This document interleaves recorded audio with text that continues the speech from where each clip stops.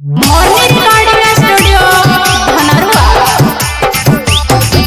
तो कॉलेज सौरा है रसगुल्ला मेरे डीजे विकास पटलिया माला कैसे बताइयो भाईबा दिलवा के बात रे कले गो छौड़ी से होल मुलाकात रे कैसे बताइयो भाईबा दिलवा के बात रे कले गो छौड़ी से होल मुलाकात रे बड़ा निक लगा हो कर बोलिया बड़ा निक लगा हो कर बोलिया कॉलेज सौरा है सकुलवा में पटलिया माला कॉलेज सौरा है सकुलिया में पटलिया माला कैसे बताइए भाईबा दिलवा के बात रे कले गो छौड़ी से होले मुलाकात रे बड़ा निक लागो है ओकर बोलिया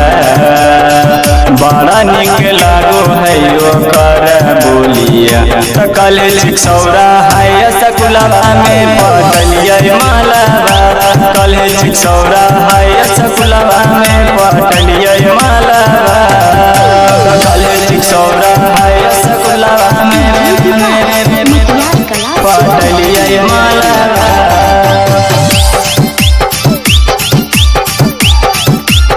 पटलिया माला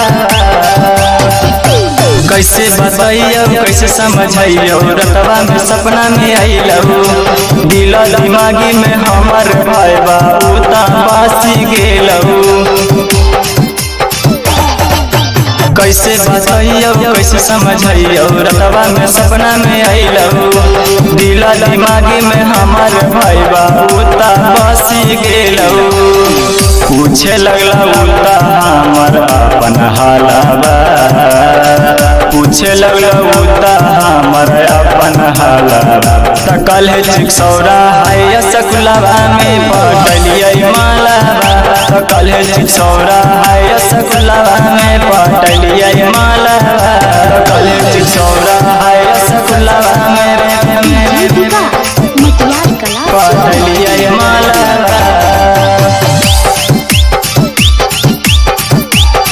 पटलिया माला जहिया से ओकरा दिखली रे भाईबा लगा है हमरा भीतरे